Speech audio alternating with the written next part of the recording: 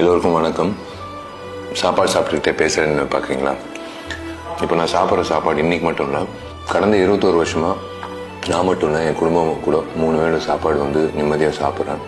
நானும் பல பேருக்கு சாப்பாடு போடுற ஒரு தெம்பு கொடுத்த ஒரு விஷயம் அது நீங்கள் தான். 21 வருஷம் இருக்குது நான் நடிகனாக செல்லமே 2004 ரிலீஸ் ஆகி தொடங்கி 35வது படம் மகுடமில் நடிச்சிட்ருக்கேன். அஃப்கோர்ஸ் ஒரு உதவி இயக்குனராக இண்டஸ்ட்ரிக்குள்ளே வந்தேன்.